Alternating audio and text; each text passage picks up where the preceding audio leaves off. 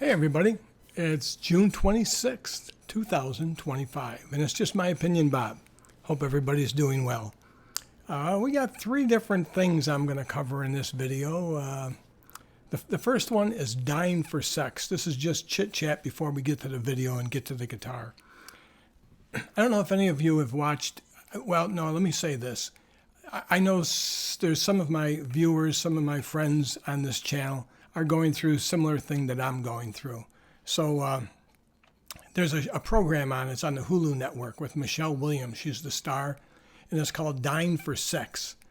If any of you have family or friends or yourselves that are going through something similar to what I am, it's a great show to watch, and it's okay. The show is pretty good. They all do a great job. But the episode to watch is the very last one. It's the season ending. It's just a short miniseries, but it's the last episode. They bring in an actress, and she's a hospice nurse. And the way she delivers the message to this person that's terminal is just incredible. It is just incredible. I don't want to give too much away, but you kind of have to see this for yourself. It's a whole different spin to what a lot of people anticipate it might be like. And there's a lot of hospice nurses, legit ones, that do videos, and you can see them on YouTube. But this actress really nails it. It goes a little overboard, makes it theatrical, but it's so entertaining and just goes to show you that dying is just another life process. It's like getting older. It's like aging. It's maybe losing your hair, losing your teeth. It's just a process our body goes through. And we're not all going to be here forever, So it's just and it's just how you do it and what to expect and things like that. But if you get a chance, really, the last, if you don't watch any of it, just watch the last episode. This nurse is just excellent. So that's what I wanted to say about that. And the other thing I wanted to mention was tribute guitars. I don't know who buys tribute guitars. And why did you buy a guitar? What got you interested in it? Did you see somebody play? Did you see Eric Clapton or Jimi Hendrix or Buddy Holly or Bill Haley? I don't know how old you are. Who did you see that you wanted to play guitar? Angus Young? And there's so many tribute guitars out. I see Eric Clapton, Ace Frehley, Peter Frampton, B.B. King. There is no shortage. There's a new guy that gives lessons on YouTube. They've got a tribute guitar out for him. Joe Bassan, everybody's got a tribute guitar. I bought, you know what I did buy? I bought two copies. I bought an Ace Frehley and a Peter Frampton. They were just copies. I bought them just to see because the originals were like $10,000 and these copies were like $250. I just checked them out, see what they were, and moved them on. But I don't know. I never chased those, but a lot of people must because, boy, there's an awful lot of tribute guitars. I mean, Sheryl Crow's got, everybody's got them. Elvis is gone, but they got Elvis tribute guitars, his name on the fretboard and that, and I don't know, they must be selling them pretty good. So what made you get a guitar? I can tell you, in my case, my first guitar was a bass guitar, as I mentioned before, because my first new guitar was a bass guitar. Besides that other thing I threw in the trash that I paid $20 for, regular guitar was lousy. But anyways, the bass, because I was playing with friends and they wanted somebody to play bass along with them, so that's what I learned, because I was always playing drums. I was a drummer first. Then after I played the bass long enough, the guy said, hey, just add 2 more fingers and you're playing chords. So, okay, I got a guitar. And I was 16 years old, and I saw the White Falcon, the Gretsch White Falcon. It was a 1968, and it was hanging brand new in Camille Music in North Syracuse, New York. And boy, I looked at that guitar and I said, wow, because I knew what a country gentleman was, a Gretsch country gentleman. But this White Falcon had all it looked like Elvis hanging there. It's all this gold sparkle and everything on it. It looked like Elvis Presley hanging there. And I just looked at that sticker. The price on it was $1,000. And that was in 1968. So you might as well say it was just unreachable. So I don't know. That's and it came along years later, and people said, "Oh, you got a White Falcon because of Buffalo Springfield plays him, because Stephen Stills got one, Neil Young played. He's pop." No, I didn't know. I just saw that guitar hanging in a shop, and I said, "Wow, I like the looks of that guitar." That's why I bought it. It came to me years later. Well, not years later. It was about 4 years later. Yeah, it wasn't really that long. 72. I came across one for $275. It was 68, the whole thing, and the price was right. And opportunities like that just come every so often. So, with that, what else? I saw another guitar. I saw a Framus 12-string I had.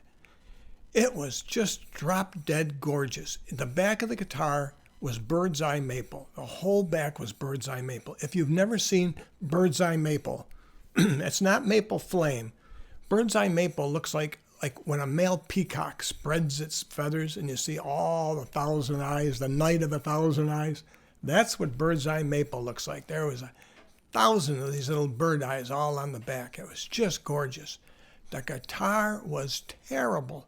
Couldn't play it, didn't sound great, didn't project. The intonation was out, tuners were lousy, the bridge and saddle were bad. But boy, did that look like a beauty on the back. If you never played it and just looked at the back, should have hung it on the wall as just a piece of art. But that's how I bought a guitar. I saw an electric guitar, a Hagstrom Swede. The price was right. Needed a guitar, just bought it. And not because anybody played it or this or that. And I see so many of these things for instance, Dire Straits. You listen to Sultans of Swing, and you see him, he's playing the Strat, and it's got that sound. Well, yes, get a Strat, get the single coil pickups, get the amp to make those adjustments, and get that sound, get that tone dialed in. That's something you might want to copy, but you haven't got to have the exact guitar he's playing. David Gilmour with Pink Floyd, you need his exact black Strat. No, you get a Strat and make a sound. I mean, that's what these guys did. They didn't buy anybody's tribute guitar. It's their own guitar, and that's that. But I know these are very popular. So getting on with this, I also put in the title Yamaha FG820. I did the Alvarez, my last video. I think it was my last video. And it's guitars like this. When I hear a song on the radio, and it must have been fate, because I was going to do this song, and I was at the pool the other day, and the first song that came on the radio was this song. And then I went to Home Depot, and the same song was playing. So I'm just going to do a verse just to show you why I went after a 12-string then. And it's a tune by Tom Petty called Learn to Fly. So, Bob's got the guitar in tune anyways.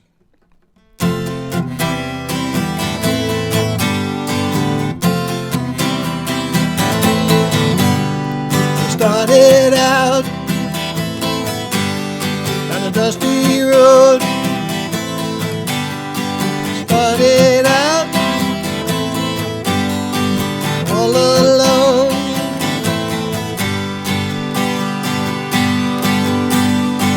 Learning to fly, I ain't got wings. Coming down is the hardest thing. You hear a song like that with that 12-string, and you hear Tom Petty doing it, and yeah, I say I got to have a 12-string. Have I got to have the 12-string that Tom Petty was playing? Nah.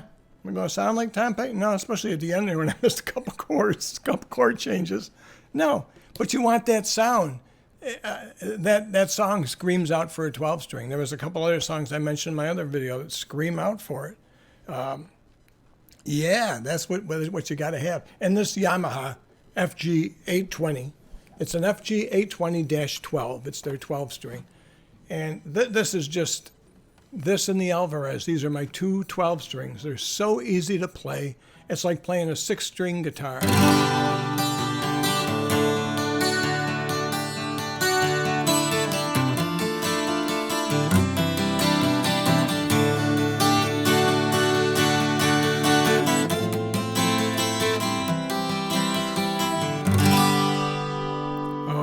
just fingers real easy. The intonation is great. You can bar it.